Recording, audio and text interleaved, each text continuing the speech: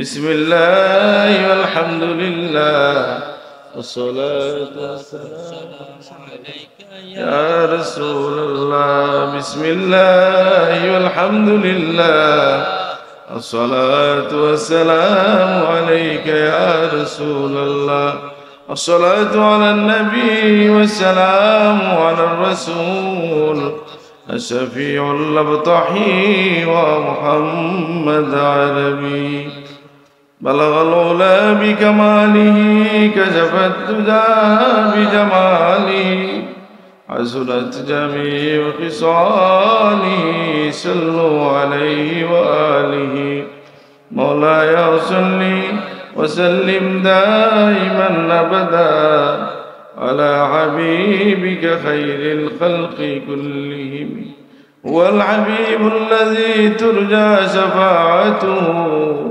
لكل هول من الأهوال مقتحم مولاي صل وسلم دائما أبدا على حبيبك خير الخلق كلهم وكلهم من رسول الله ملتمس غرفا من البحر أو رسفا من الديم مولاي صل وسلم دائما أبدا على حبيبك خير الخلق كلهم الله سبحانه وتعالى শুকরিয়া আদায় করছি যে আল্লাহ তাআলা আমাদেরকে এই মুবারক মাহফিলে ইসালে সব মাহফিলে হাজির হওয়ার তৌফিক দিয়েছেন আলহামদুলিল্লাহ। হযরত আল্লাহ আব্দুর রহমান সাহেব বর্ণী রহমতুল্লাহ আলাইহির এই ইসালে সব মাহফিল আমাদের জন্য দোয়া পাওয়ার একটা মাধ্যম এবং আসতে পেরে আমি নিজেও আল্লাহর শুকরিয়া আদায় করছি এবং আল্লাহর জন্য শুকরিয়া আদায় করছি যে আল্লাহ আমাদেরকে নিরাপদ সুস্থ রেখেছেন এবং নিত্যদিনের খোরাকে জুগিয়ে যাচ্ছেন আলহামদুলিল্লাহ। আমরা এই জন্য শুকরিয়া আদায় করি যে আল্লাহ আমাদেরকে তার শ্রেষ্ঠ সৃষ্টি মানুষ বানাইছেন এবং তার হাবিবের উম্মত হিসেবে কবুল করেছেন আলহামদুলিল্লাহ। আল্লাহ জাল্লা শানুহুর একটা বিধান হচ্ছে যে আমরা যেন সকলে নেককার হয়ে যাই। আমাদের উপর নির্দেশ হচ্ছে মানব জাতির উপর আমরা যেন ঈমান আনি এবং সৎকর্ম করি। অর্থাৎ ঈমানের পরেই যে নির্দেশনা আল্লাহর পক্ষ থেকে বেশি বেশি করে দেওয়া হয়েছে সেটা কি, যে আমরা যেন নেককার হই এবং সকল মুসলমানের জীবনের লক্ষ্য কর্মধারা এটাই যে আমরা নিজেরা সালেহীন হওয়ার চেষ্টা করি।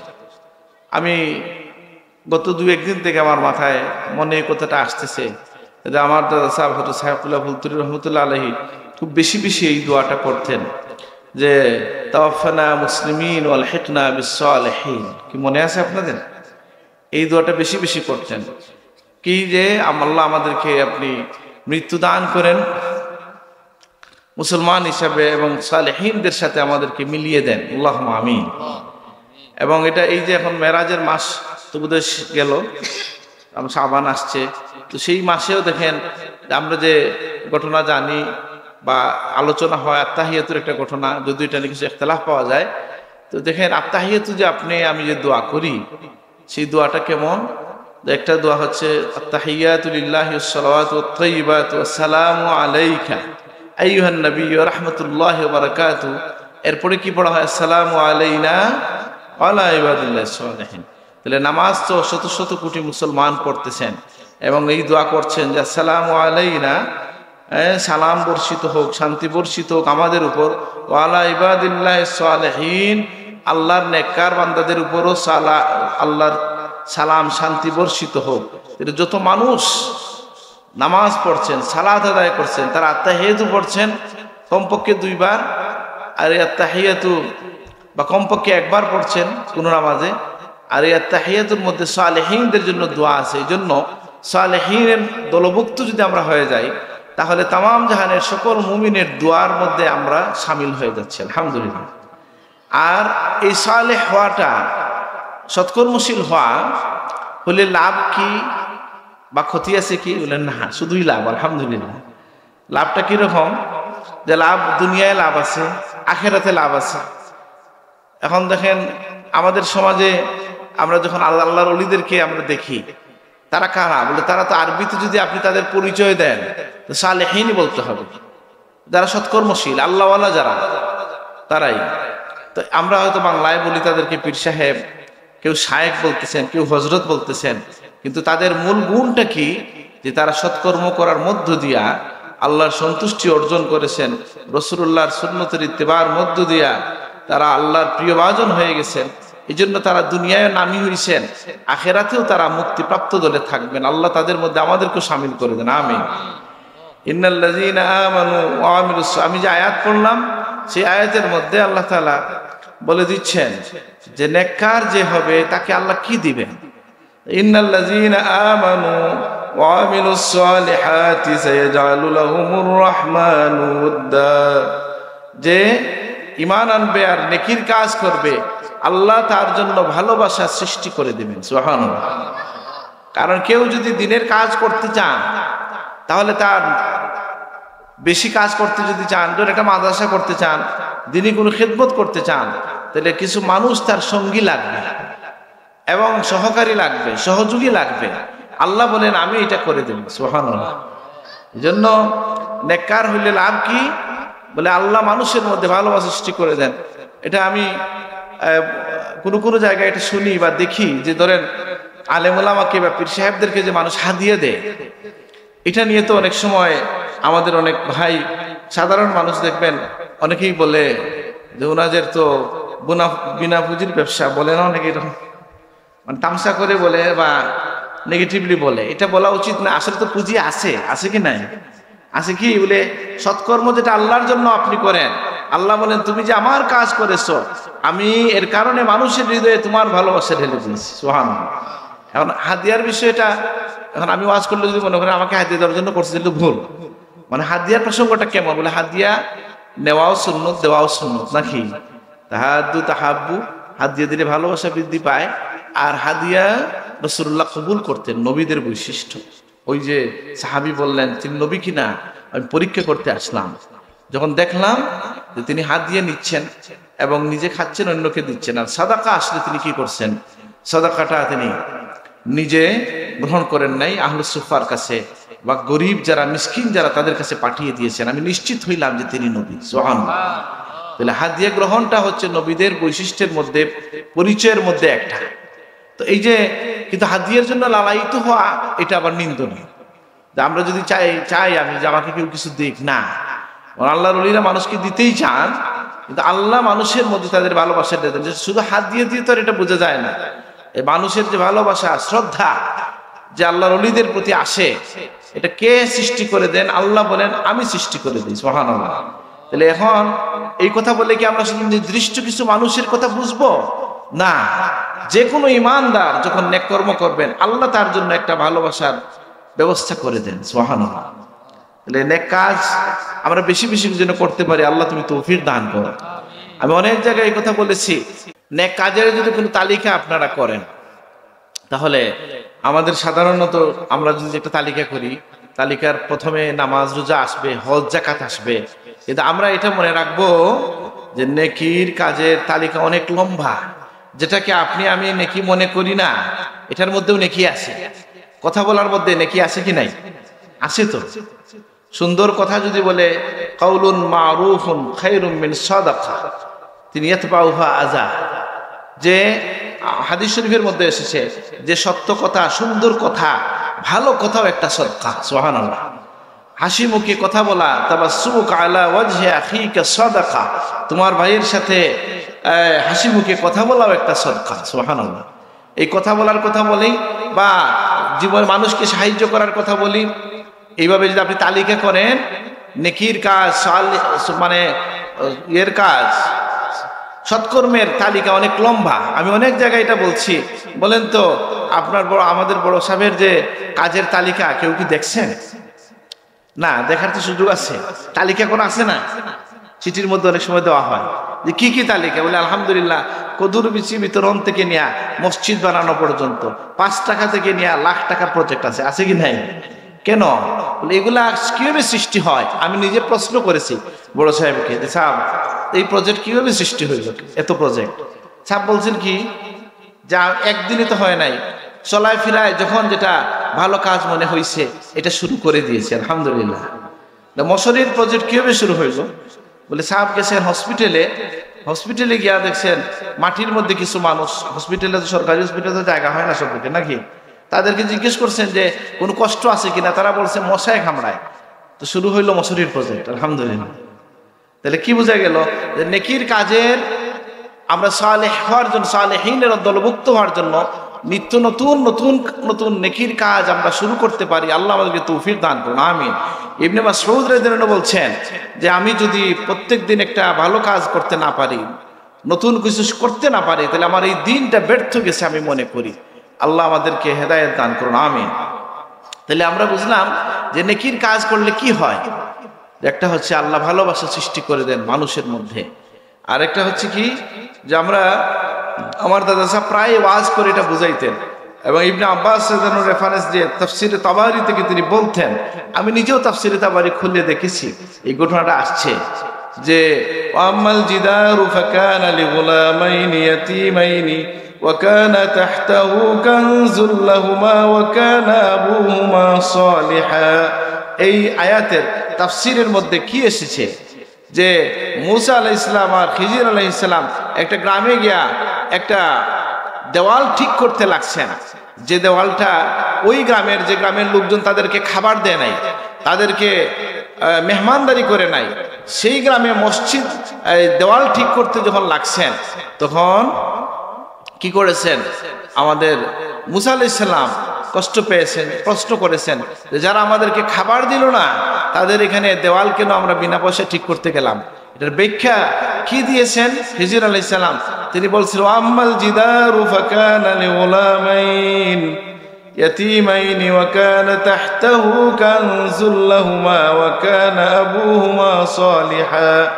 যে এই যে দেওয়াল যেটা আমি বানাইছি, সেই দেওয়ালটা হচ্ছে কি, যেই দেওয়ালটা হচ্ছে দুইজন ইতিমের, আর এখানে তাদের জন্য কানজ আছে, সম্পদ আছে, ওয়া কানা আবুহুমা সালিহা, আর তাদের পূর্বপুরুষ ছিলেন, পিতা ছিলেন সালেহ।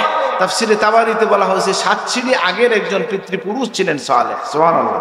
তাহলে আপনি আমি যদি নেকির কাজ করতে পারি, তাহলে পরবর্তী বংশ উজালা হয়। সুবহানাল্লাহ। কেউ যদি নেকির কাজ করতে পারেন, তাহলে কি হয়, তার জন্য পরবর্তীতে তার বংশের মধ্যে এটার প্রভাব থাকে। এই জন্য আমরা নেকির কাজ কার জন্য করি? ওমান তাযাক্কা ফাইন্নামা ইয়াতাযাক্কা লিনাফসিহি। যে পবিত্রতা অর্জন করে, অন্তরের পরিচ্ছন্নতা অর্জন করে, তার নিজের জন্য করে, আল্লাহর কিছু যায় আসে না। এটা আমরা আমাদের নিজের জীবনকে সুন্দর করার জন্য, আখিরাতের জীবনকে সুন্দর করার জন্য নেকির কাজ করব। আল্লাহ আমাদেরকে তৌফিক দান করুন, আমিন। আমরা জানি যে এই যে বর্ণির সাহেবের কথা যদি আপনি বলেন, ওনার জীবন কি একরকম ছিল? আমি ছোটকালে তো ওনাকে দেখছি কিছু, এই জন্য ওনাদের জীবনে কিন্তু অনেক কষ্ট আছে না? আপনার জীবন, ওনার তো একটা জীবনীও বের হয়েছে, পড়ে দেখবেন।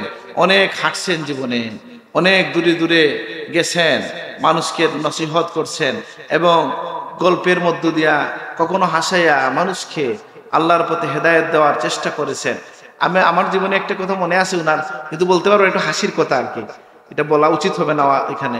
উনি বলছিলেন কিরকম ঘটনা, আমার সব কথা মনেও নাই, যে একজন মারা গেছে, আর ওই লোকের মেয়ের জামাই হাঁটতেছে, আর আলেম পাইলে জিজ্ঞেস করে যে 1 মেয়ে 2 ছেলে, কতটুকু জায়গা, কতটুকু পাওয়া যাবে, এটাকে বলে কারো আগুন মাছ, কারো সর্বনাশ। এইভাবে সুন্দর করে বুঝেছে। আমি অনেক ছোট ছিলাম,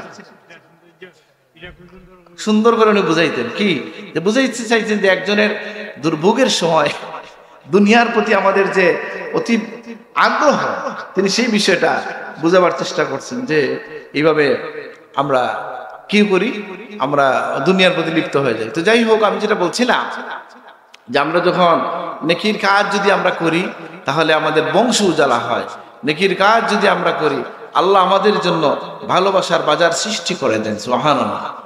ঠিক একইভাবে কেউ যদি নেকির কাজ করে, তাহলে মৃত্যুর সময় ইন্নাল্লাযীনা ক্বালু রাব্বুনাল্লাহ সুম্মা ইসতাকামু তাতানাজ্জালু আলাইহিমুল মালায়েকাতু আল্লা তাখাফু। ইবনে আব্বাস রাদিয়াল্লাহু বলেন যে মৃত্যুর সময় এই যে যারা ঈমান এনেছে এবং নেকির কাজ করেছে, দিনের উপর টিকে থাকছে, তাদেরকে মৃত্যুর সময় এসে আল্লাহর পক্ষ থেকে ফেরেশতারা সান্ত্বনা দেন যে তুমি ভয় পাইও না। সুবহানাল্লাহ। তাহলে আমরা নেককার যদি হই তাহলে এই কাজটা কোথায় কাজে লাগতেছে? যে মৃত্যুর সময়ও আমাদের কাজে লাগতেছে। এই জন্য আমরা বেশি বেশি দোয়া করব যে আল্লাহ আমাদেরকে সালেহীনদের দলভুক্ত করে দেন, আল্লাহুম্মা আমিন। আমরা জানি যে আমরা যদি নেকির কাজ করি তাহলে আরেকটা হচ্ছে মৃত্যুর সময় এটা কাজে লাগে। যেমন আপনি যদি আসেন, হাদিস শরীফের মধ্যে আসছে যে কোনো মানুষ যখন মারা যায় তখন যদি সে নেককার হয় কি হয়? হাদিস শরীফের মধ্যে আসছে গুনাহগার মানুষ যে তার লাশ যখন কাঁধে তোলা হয় সে কাঁদতে শুরু করে, আর নেককার যদি হয় সে বলে কাদ্দিমুনি কাদ্দিমুনি, আমাকে আগাইয়া দাও আগাইয়া দাও। সুবহানাল্লাহ। কেন? যে যেহেতু সে নেককার, সে জানে কোথায় যাচ্ছে। একইভাবে কবরে যাওয়ার পরে যে নেকির কাজ যারা করছে, বিশেষ করে শহীদদের কথা বলা হয়েছে, শহীদ আবার দুনিয়া আসতে চাইবে এই কারণে না যে দুনিয়া ভালো, বরং শাহাদতের মর্যাদা এত যে তিনি বলবেন যে আমি আবার জীবিত হই, আবার শহীদ হই। সুবহানাল্লাহ। এই জন্য আমরা চেষ্টা করব আমরা যেন নেকির কাজের মধ্যে সামিল থাকি। আজকে যেখানে এসে আমরা বসছি এটাও তো একটা নেকির কাজ। আমরা মাদ্রাসা মসজিদে সহযোগিতা করতেছি, নেকির কাজ। দুঃখী মানুষকে দান করছি, ও অনাথ বিধবা এতিম মিসকিনের পক্ষে কাজ করছি, নেকির কাজ। আল্লাহ আমাদেরকে বেশি বেশি কাজগুলো করার তৌফিক দান করুন, আমিন। আমরা জানি প্রিয় নবী সাল্লাল্লাহু আলাইহি ওয়াসাল্লামের সাহাবায়ে কেরাম যারা তাদের কথা আছে, রিয়াদুস সালেহীনের মধ্যে এসছে যে এই সমস্ত যারা সাহাবায়ে কেরাম ছিলেন তারা কি করতেন, যে তার বয়স 40-এর উপরে গেলে পরে তারা নিজের ব্যক্তিগত কাজ কাম থেকে তারা অনেকটা অবসর নিতেন আখিরাতের প্রস্তুতির জন্য। সুবহানাল্লাহ। এই জন্য আমরা আমাদের জীবনকে আল্লাহর রঙে রঙিন করব, আল্লাহ তৌফিক দান করুন, আমিন। আমরা নবীদের অনুসরণ করব, আল্লাহ আমাদেরকে তৌফিক দান করুন, আমিন। আমার সময় আছে কিনা একটু বলবেন, তাহলে আমি হয়তো আর দু একটা কথা বলবো। তো যেটা বলছিলাম যে আমরা আজান কয়টার সময় হবে? ঠিক আছে। তো আমরা দেখেন, আপনি আমি আমাদের নবীর প্রতি যে আমাদের শ্রদ্ধা, আমাদের যে ভালোবাসা, সেটা কেমন? যে আমরা নবীদের কয়েকটা দিক আছে যেগুলো হচ্ছে সৃষ্টিগতভাবে তাদেরকে আল্লাহ তাআলা দান করেছেন। সেগুলো কিছু গুণ আছে, এটা আপনার আমার নাই। নবীদের বিশেষ কিছু, সকল নবীদের বিশেষ কিছু বৈশিষ্ট্য আছে। এর মধ্যে একটা বৈশিষ্ট্য কেমন? যে নবীগণ, সকল নবীদের কাছে বা রসুলগণের কাছে ওহী আসছে। তারা রসুল যারা, তাদের কাছে আল্লাহর পক্ষ থেকে ওহী আসছে। নবীগণ যখন কি করতেন, ঘুমাইতেন, তাদের চোখ ঘুমাইতো না, ঘুমাইতো, কল্ব ঘুমাইতো না। সুবহানাল্লাহ। নবীদেরকে, সকল নবীদেরকে কিছু কমন বৈশিষ্ট্য আল্লাহ তাআলা দিয়েছেন, আর কিছু বৈশিষ্ট্য আছে আমাদের নবীকে আল্লাহ তাআলা বিশেষভাবে দান করেছেন। এই জন্য আমরা আল্লাহ নবীদের পরিচয় এবং তাদের শিক্ষা এই জন্য আপনাকে জানতে হবে। প্রথমে হলো মহব্বতের জন্য, ইমানের জন্য। দ্বিতীয় হচ্ছে কিছু বিষয় নবীদের খাস বিষয়, এটা যদি আপনি না জানেন তাহলে আপনাকে কেউ বিভ্রান্ত করতে পারে। যেমন ধরেন, আপনি নবীদের একটা বৈশিষ্ট্য হচ্ছে যে জায়গায় তারা মৃত্যুবরণ করেন সেখানেই তাদেরকে, যেখানে ইন্তেকাল করেন সেখানেই কবরস্থ করা হয়। আম্মা জান আয়েশা সিদ্দিকা স্বপ্ন যুগে দেখলেন তার হুজরার মধ্যে 3টা চাঁদ এসে পড়ছে। তখন তিনি আবু বকর সিদ্দিক রাদিয়াল্লাহু প্রশ্ন করেছিলেন, তিনি কিছু বলেন নাই। আল্লাহ নবীর ইন্তেকালের পরে, যখন প্রিয় নবী সাল্লাল্লাহু আলাইহি ওয়াসাল্লাম ইন্তেকালের পরে যখন আসলেন, আল্লাহ আবু বকর সিদ্দিক রাদিয়াল্লাহু এসে বললেন যে এই হচ্ছে তোমার 3 চাঁদের এক চাঁদ। সুবহানাল্লাহ। আপনার নবীকে চাঁদের সাথে যে তুলনা করি আমরা, এটা বোঝা গেল মিলে নাকি? মদিনার সোনার চাঁদ আমরা বলি না, মানে কি চাঁদের সাথে নবীর ইয়ের সাথে একটা মিল আছে। একইভাবে অন্য হাদিস থেকে এই কথা বোঝা যায়। তাহলে নবীদের বৈশিষ্ট্যগুলো আমরা জানবো। এই যে ইন্তেকালের কথা জানবেন কেন? এখন ধরেন কাদিয়ানী একজন নবী বলে নিজেকে দাবি করছে, তার মৃত্যু কোথায় হয়েছে জানেন কিনা? হ্যাঁ, টয়লেটে হয়েছে। এখন যদি ওনাকে কবর দেয় টয়লেটে, তাহলে ইজ্জত যায়, আর বের করলে নবুতি যায়। লাভ হয়েছে না? কত হয়েছে? তাহলে কি বোঝা গেল? যে আপনাকে এই নবীদের এই পরিচয়ের কথাটা, নবীদের এই পরিচয়ের কথাটা আপনাকে জানা থাকতে হবে। এই কারণে যে আল্লাহ সুবহানাহু ওয়া তাআলা তাদেরকে বিশেষ কিছু বৈশিষ্ট্য দিয়েছেন। সকল নবীগণ মাসুম, আম্বিয়া কুল্লুহুম মাসুমুন। এটা আপনাকে আকীদা রাখতে হবে যে নবীগণ গুনাহ খাতা থেকে মুক্ত, সকল নবীদের বৈশিষ্ট্য এটা। নবীদেরকে আল্লাহ কিছু বিশেষ বৈশিষ্ট্য দিয়েছেন, অন্য জায়গায় পাওয়া যায়। প্রত্যেক নবীর চেহারা উজ্জ্বল ছিল, আওয়াজ সুন্দর ছিল, বংশ উচ্চ ছিল, সুবহানাল্লাহ। কিন্তু আবার দেখেন আপনাকে আমাকে আল্লাহ তাআলা নবীর যে পরিচয় কোরআন কারিমে দিয়েছেন, প্রধানত বলেন তো আল্লাহ নবীকে আল্লাহ যে পরিচয় করে দিয়েছেন এর মধ্যে নবীর অঙ্গ প্রত্যঙ্গের কথা আছে, এটা ঠিক আছে। চেহারার কথা আছে, কাদ নারা তাকাল্লুবা ওয়াজহিকা ফিস সামাই ফালানুওয়াল্লিয়ান্নাকা কিবলাতান তারদাহা। চোখের কথা আছে, মা যাগাল বাসারু ওয়া মা তাগা। রাসূলুল্লাহর জিহ্বার কথা আছে কি, ওমা ইয়ানতিকু আনিল হাওয়া ইন হুয়া ইল্লা ওয়াহয়ু ইউহা।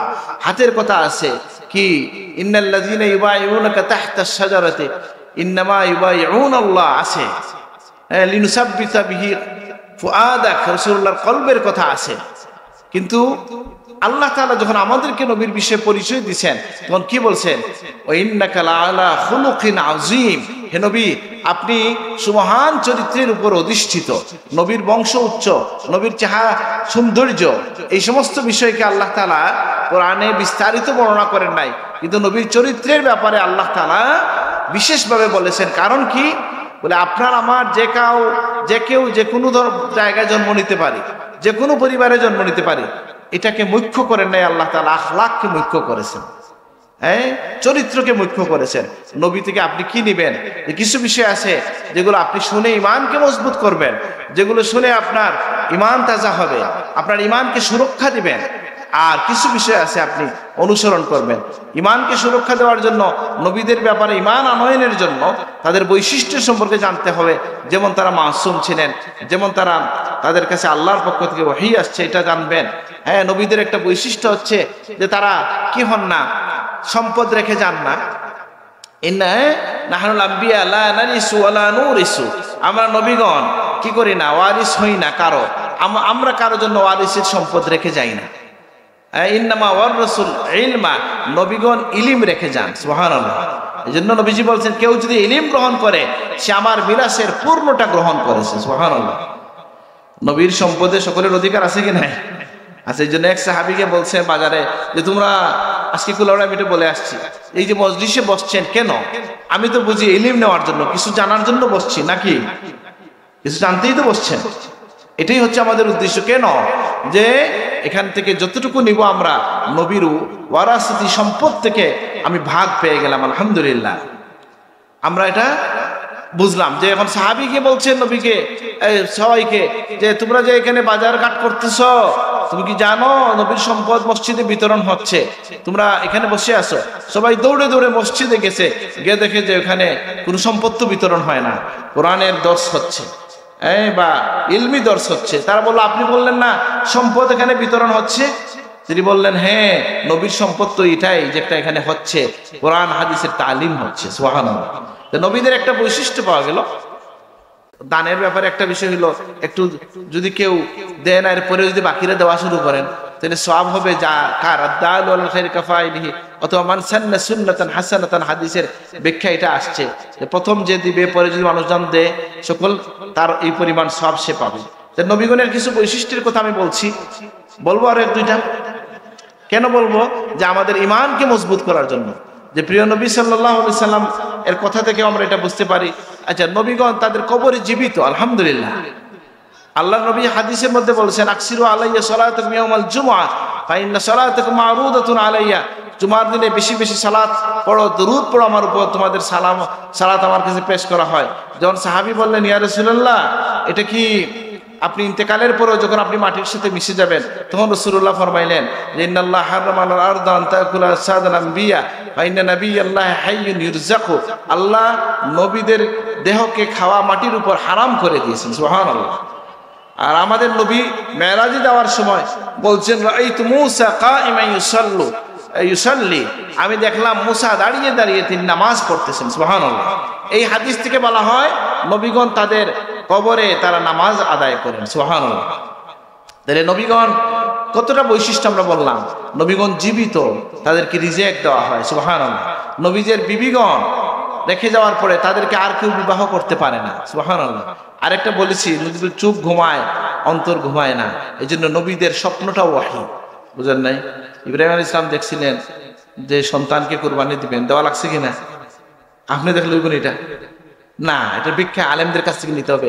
হঠাৎ কেউ কেউ পাগল হয়ে এক দুইটা ঘটনা এরকম ঘটছে পাইছি আমি, এটা যেটা দেখা যায় স্বপ্নে তাই কি ঘটে হবে না, আলেম থেকে ভিক্ষা নিতে হবে, আলেম থেকে নিশ্চিতভাবে ভিক্ষা নিতে হবে। কেন? যে নবীদের স্বপ্ন এই জন্য যে তাদের চোখ ঘুমায়, দিল ঘুমায় না।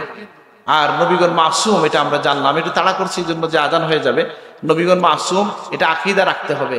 কোনো ভুল পথে যেন আমরা পা না ভাড়াই, কোনো আধুনিক কোনো বক্তা অথবা কারো কথা শুনে বিভ্রান্ত যেন না হয়, কোনো তাফসির পড়ে যেন আমরা বিভ্রান্ত না হয়ে যাই। তাহলে আমরা বুঝলাম যে আল্লাহ নবীদেরকে বিশেষ কিছু বৈশিষ্ট্য আল্লাহ তাআলা দিয়েছিলেন, এবং সেই বৈশিষ্ট্যগুলো জানার মধ্য দিয়ে আমরা আমাদের ঈমানকে মজবুত করব। আল্লাহ তৌফিক দান করুন, আমিন। আমি আমার কথা শেষ করতে চাই। দুইটা বিষয়ে কথা বললাম।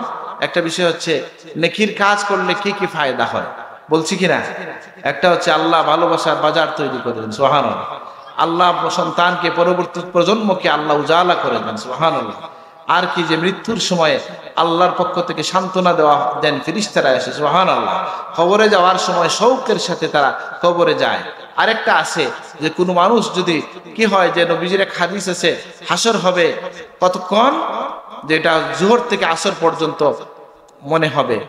আবু হুরায়রা রাদিয়াল্লাহু আনহু হাদিসে হচ্ছে যে এটা মুমিনদের জন্য এই সময়টা ছোট হয়ে আসবে, জোহর থেকে আসর সকল মানুষের কষ্ট হবে, আর মুমিন যারা, সালেহীন যারা, তাদের জন্য কি হবে, হাসরের দিনটা ছোট হয়ে আসবে, সুবহানাল্লাহ। তাদের অনুভূতিতে হাসরের দিনটা কেমন হবে, ছোট হবে। এইভাবে সৎকর্মের মধ্য দিয়া। আর এমনি তো আল্লাহ বলছেন লানুহিয়ান্নাহু হায়াতান তাইয়্যিবা, কেউ যদি ইন্নাল্লাযিনা আমানু ওয়া আমিলুস, কেউ যদি কি করে দুনিয়ায় কি করে, তা সে নেকির কাজ করে, সৎকর্ম করে, তাহলে আমি তাকে পবিত্র জীবন দান করি, তাকে হায়াতে তাইয়্যিবা দান করি, আরামের জীবন দান করি, সুবহানাল্লাহ। আপনি দেখবেন বহু মানুষ, অনেক ধনী মানুষ আছে, পরিবারে শান্তি নাই, কারণ এখানে যদি জিকির না থাকে, নামাজ না থাকে, সে পরিবারে শান্তি থাকবে না। আর অনেক মানুষ দেখবেন জাগতিকভাবে খুব একটা হয়তো তার প্রাচুর্য নাই, পরিবারে শান্তি আছে, কেননা তারা যদি নেককার হয়, আল্লাহ বলেন আমি তাদের পরিবারকে, জীবনকে সুন্দর করি। আর আমরা জানি যে এই কবরে যাওয়ার সময় শৌকের সাথে যাবেন, আখিরাত আপনার জন্য ছোট হয়ে আসবে, বংশ উজালা হবে, আর মানুষের মধ্যে আপনার জন্য ভালোবাসা সৃষ্টি হবে। আলহামদুলিল্লাহ, এখানেও এরকম একটা ভালোবাসার বাজার তৈরি হয়েছে নাকি? এখানকার যে সমস্ত প্রতিষ্ঠান আছে সেগুলোকে আল্লাহ তাআলা তরক্কি দান করুন, আমিন। এই প্রতিষ্ঠানগুলোকে আমরা যেন এগিয়ে নিয়ে যেতে পারি, আল্লাহ তৌফিক দান করুন, আমিন। বাচ্চারা যে ইয়ে করলো, আর বাচ্চাদের তো ছোটখাটো কিছু ভুল হবেই, আমরা তাদেরকে উৎসাহিত করব যারা এইভাবে শিখতেছে। সুতরাং এই প্রতিষ্ঠানে ভালো পড়াশোনা হচ্ছে, এটা আমরা বিশ্বাস করি। আল্লাহ এই প্রতিষ্ঠানগুলোকে, বন্ডি সাহেবের সন্তানদেরকে আল্লাহ তাআলা তাদের জীবনকে উজালা করে দেন, আমিন। আমি আমার কথা এখানে শেষ করলাম। ওয়া আলাইনা ইল্লাল বালাগ। আসসালামু আলাইকুম। ربنا تقبل منا إنك أنت السميع العليم وتب علينا إنك أنت التواب الرحيم. ربنا ظلمنا أنفسنا وإن لم تغفر لنا وترحمنا لنكونن من الخاسرين. ربنا آتنا في الدنيا حسنة وفي الآخرة حسنة وقنا عذاب النار. ربنا عليك توكلنا وإليك نبنا وإليك المصير. या अल्लाह इसके महफिल कबूल फरमाओ, ये महफिल सब तुम्हारा बीबर खिदमत पहुँचे दो। तमाम करम साहब करम ताबीन तब ताबीन में मुस्तहिदीन उलमा कुर्रा फुक़हा मुहद्दिसीन मुफस्सिरीन तमाम औलिया करम से पहुँचे दो। अल्लाह खास करी बर्निर सबर रहर मजे पहुँचे दो। या अल्लाह तुम्हार बंदर कब्र रे जन्नतेर बागान बनाओ। या अल्लाह আমরা আব্বা আম্মারে মাফ ফরমাও, যারা আব্বা আম্মা কবরে চলে গেছে আল্লাহ তাদেরকে গরিকে রহমত করে নিয়ে আল্লাহ। আল্লাহ আমাদের মধ্যে অসুস্থ শিফা নসিব করো। ইয়া আল্লাহ যারা অভাবগ্রস্ত অভাব দূর করো। ইয়া আল্লাহ যারা ঋণগ্রস্ত আসন ঋণ আদায় করার তৌফিক দান করো। ইয়া আল্লাহ বেরোজগার হলো হালাল রুজির দরওয়াজা খুলো। দুনিয়ার কোন মানুষের দুয়ারের ভিখারি আমরা বানাইও না। ইয়া আল্লাহ আপনার সামনে যত মঞ্জিল আছে ইজ্জতের সাথে পার করিয়া নয় আল্লাহ। কিয়ামতের বয়াল দিনে তোমার হাবিবের সুপারিশ আমরা নসিব করি ইয়া আল্লাহ। অন্ধকার কবর তোমার দয়ার চাদর দিয়ে আমরা ডাকিয়ে ডাকি ইয়া আল্লাহ। আল্লাহ হাজিরানে মজলিস যার মনে যার এক মকসুদ আছে পুরা করিয়া দাও আল্লাহ। এই মাহফিলটা তুমি কবুল ফরমাও, এই মাহফিল দান খায়রাত যারা আল্লাহ তুমি তাদেরও কবুল ফরমাও আল্লাহ। এই জায়গায় যত প্রতিষ্ঠান দাঁড়িয়েছে আল্লাহ তুমি কবুল ফরমাও, দিন ও দিন তরক্কির সাথে বাকি রাখো আল্লাহ। ছাত্র শিক্ষক সবরে কবুল ফরমাও, মাদ্রাসার সাহায্যকার হলে তুমি কবুল ফরমাও। وفوض أمري إلى الله إن الله بصير بالعباد. سبحان ربك رب العزة عما يصفون وسلام على المرسلين والحمد لله رب العالمين. آمين.